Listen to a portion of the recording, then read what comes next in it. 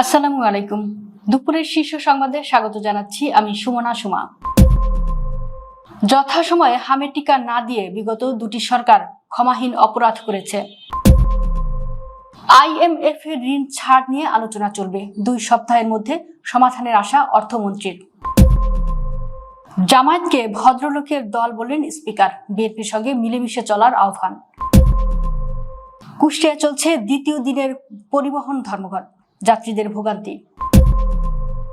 IMF এর ঋণের কিস্তি স্থগিতের সিদ্ধান্ত হয়নি, দাবি ওয়াশিংটনস্থ বাংলাদেশ দূতাবাসের। এনসিপি গুঞ্জন নাকচ, প্রস্তাব পাওয়ার কথা স্বীকার করলেন রুমিন ফারহানা। মমেকে সংঘর্ষে উত্তেজনা, ক্লাস পরীক্ষা স্থগিত, শিক্ষার্থীদের হল ছাড়ার নির্দেশ। ফুয়েল পাস অ্যাপের পরিধি বাড়ল, একাধিক জেলায় মোটরসাইকেল রেজিস্ট্রেশন চালু।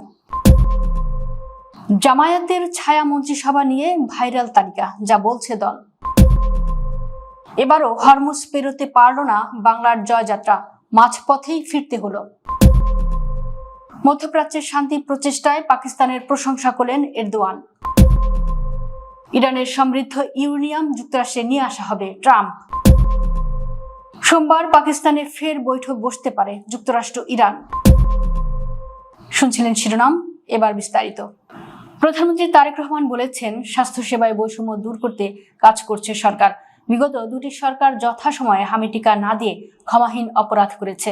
শনিবার বেলা 11টার দিকে রাজধানীর উসমানী স্মৃতি মিলনায়তনে স্বাস্থ্য ও পরিবার কল্যাণ মন্ত্রণালয়ের সম্মেলনে তিনি এসব কথা বলেন। IMF এর ঋণের কিস্তি ছাড়ের বিষয়ে হ্যাঁ না বলার সুযোগ নেই বলে জানিয়েছেন অর্থমন্ত্রী আমির খসরু মাহমুদ চৌধুরী। এ বিষয়ে আলোচনা চলমান রয়েছে উল্লেখ করে তিনি বলেন, ঘন্টা বা একদিনের সিদ্ধান্ত নয়, 15 দিন পরও আলোচনা চলবে, আলোচনার মাধ্যমে সমাধান হবে। শুক্রবার যুক্তরাষ্ট্রে IMF এর সদর দপ্তরে দুটি টিমের সঙ্গে বৈঠক শেষে সাংবাদিকদের এসব কথা বলেন অর্থমন্ত্রী। দেশের কিছু গণমাধ্যমে IMF ঋণের পরবর্তী কিস্তির ছাড় স্থগিত করেছে বলে প্রতিবেদন প্রকাশ হয়েছে, যা সঠিক নয় বলে জানান অর্থমন্ত্রী। জামায়াতে ইসলামীর প্রশংসায় পঞ্চমুখ জাতীয় সংসদের স্পিকার হাফিজউদ্দিন আহমেদ। দলটিকে বিএনপির সঙ্গে মিলেমিশে চলার আহ্বান জানিয়েছেন তিনি। স্পিকার হাফিজউদ্দিন আহমেদকে শুক্রবার বিকেলে ভোলার তজিমউদ্দিন উপজেলা পরিষদ মিলনায়তনে উপজেলা বিএনপির উদ্যোগে গণসংবর্ধনা দেওয়া হয়। ওই অনুষ্ঠানে প্রধান অতিথির বক্তব্যে তিনি রাজনৈতিক দলগুলোকে ঐক্যের আহ্বান জানান। বলেন, দলবাজি আর করবেন না, রাজনৈতিক মতাদর্শের কারণে কাউকে হয়রানি করবেন না।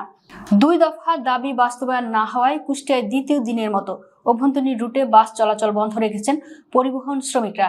এতে জেলার বিভিন্ন রুটে যাত্রীদের চরম দুর্ভোগে পড়তে হচ্ছে। শুক্রবার ভোর থেকে ধর্মঘট শুরু হলে কুষ্টিয়া থেকে খুলনা, যশোর, মেহেরপুর, রাজশাহী, পাবনা, সিরাজগঞ্জ, বরিশাল, রাজবাড়ী ও ফরিদপুর সহ বিভিন্ন রুটে বাস চলাচল সম্পূর্ণ বন্ধ হয়ে যায়। তবে ঢাকাগামী বাস চলাচল স্বাভাবিক রয়েছে। শ্রমিক ইউনিয়ন সূত্রে জানা গেছে, বাস মিনিবাস মালিক গ্রুপের সঙ্গে কুষ্টিয়া, খুলনা, যশোর রুটে তাদের একটি বাস অন্তর্ভুক্ত থাকলেও তারা মালিক হিসেবে প্রাপ্য সুবিধা পাচ্ছেন না। একই সঙ্গে ওই বাসটিকে খুলনা রুটে অনিয়মিতভাবে চলাচল করানো হচ্ছে, যা নিয়মিত করার দাবিও জানানো হয়েছে। সংস্কার কার্যক্রমে ব্যর্থতার অজুহাতে বাংলাদেশের জন্য ঋণের পরবর্তী কিস্তি স্থগিতের বিষয়ে এখনো কোনো সিদ্ধান্ত নেয়নি আন্তর্জাতিক মুদ্রা তহবিল IMF, এমনটাই দাবি করেছে ওয়াশিংটনস্থ বাংলাদেশ দূতাবাস। শুক্রবার স্থানীয় সময় সন্ধ্যায় দূতাবাস থেকে পাঠানো এক বিবৃতিতে বলা হয়, গণমাধ্যমে প্রকাশিত ঋণ স্থগিত সংক্রান্ত তথ্য সঠিক নয়। বিবৃতিতে স্পষ্ট করা হয়, বৃহস্পতিবার নয় বরং শুক্রবার IMF এর সঙ্গে বৈঠক অনুষ্ঠিত হয়েছে এবং ওই বৈঠকগুলোতে ঋণের কিস্তি স্থগিতের বিষয়ে কোনো আলোচনা বা সিদ্ধান্ত হয়নি। ত্রয়োদশ জাতীয় সংসদ নির্বাচনে ব্রাহ্মণবাড়িয়া 2 আসন থেকে নির্বাচিত সংসদ সদস্য ও সাবেক বিএনপি নেত্রী রুমিন ফারহানা জানিয়েছেন, সামাজিক যোগাযোগ মাধ্যমে এনসিপিতে যোগ দেওয়ার যে আলোচনা চলছে তা সম্পূর্ণ ভিত্তিহীন। শুক্রবার জার্মান ভিত্তিক গণমাধ্যম ডয়েচে ভেলের বাংলা টক শোতে অংশ নিয়ে তিনি এসব কথা বলেন। রুমিন ফারহানা বলেন, তাকে ঘিরে এনসিপিতে যোগ দেওয়ার গুঞ্জন সত্য নয় এবং এ ধরনের কোনো সিদ্ধান্ত বা পরিকল্পনা তার নেই। তিনি স্পষ্ট করে জানান, বিএনপি থেকে বহিষ্কারের পর বিভিন্ন রাজনৈতিক দল তার সঙ্গে যোগাযোগ করলেও এনসিপিও তাদের মধ্যে একটি। ময়মনসিংহ মেডিকেল কলেজে ছাত্রাবাসে 2 পক্ষের মধ্যে দফায় দফায় সংঘর্ষ ও উত্তেজনার ঘটনায় পরিস্থিতি নিয়ন্ত্রণে কঠোর পদক্ষেপ নিয়েছে কর্তৃপক্ষ। এক সপ্তাহের জন্য সব ধরনের ক্লাস ও পরীক্ষা স্থগিত ঘোষণা করা হয়েছে এবং শিক্ষার্থীদের হল ছাড়ার নির্দেশ দেওয়া হয়েছে। শনিবার সকালে কলেজ প্রশাসন এ সিদ্ধান্ত জানায়। এর আগে শুক্রবার রাত 9টার দিকে বাঘমারা ছাত্রাবাসে ফেসবুক পোস্টকে কেন্দ্র করে দুই শিক্ষার্থীর মধ্যে উত্তেজনা তৈরি হয়, যা পরে সংঘর্ষে রূপ নেয়। ফুয়েল পাস বিডি অ্যাপের পাইলটিং কার্যক্রমের বিস্তৃতি ঘটানোর লক্ষ্যে মোটরসাইকেল রেজিস্ট্রেশনের জন্য ঢাকা জেলা ছাড়াও আরো কয়েকটি জেলা উন্মুক্ত করা হয়েছে। জ্বালানি খাতে ডিজিটাল সেবা আরো বিস্তৃত করতে ফুয়েল পাস বিডি অ্যাপের পাইলট কার্যক্রম সম্প্রসারণ করেছে বিদ্যুৎ, জ্বালানি ও খনিজ সম্পদ মন্ত্রণালয়। এর অংশ হিসেবে নতুন করে কয়েকটি জেলায় মোটরসাইকেল রেজিস্ট্রেশনের সুযোগ চালু করা হয়েছে।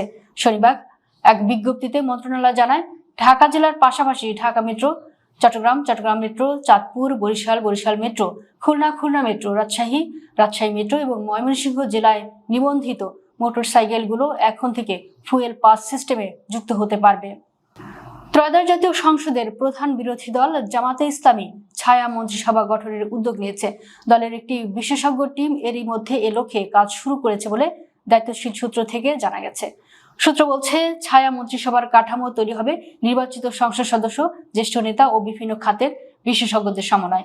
এ বিষয়ে জামায়াতের সহকারী সেক্রেটারি জেনারেল এহসানুল মাহবুব জুবায়ের বলেছেন, পুরো প্রক্রিয়া সম্পন্ন করে আনুষ্ঠানিক ঘোষণা দিতে আরো 1 থেকে 2 মাস সময় লাগতে পারে।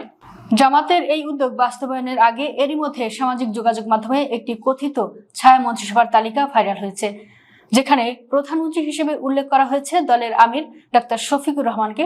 বিষয়টি নিয়ে ব্যাপক আলোচনাও তৈরি হয়েছে। হরমুজ প্রণালী খুলে দেওয়ার ঘোষণা আসার পর নতুন করে আশায় বুক বেঁধেছিল বাংলাদেশ শিপিং কর্পোরেশনের জাহাজ এমভি বাংলার জয়যাত্রা, কিন্তু সেই আশাও শেষ পর্যন্ত ভেস্তে গেছে। যাত্রা শুরুর কয়েক ঘন্টার মধ্যেই ইরানের বাহিনীর বেতার বার্তায় জাহাজটিকে পারস্য উপসাগরে ফিরে যাওয়ার নির্দেশ দেওয়া হয়।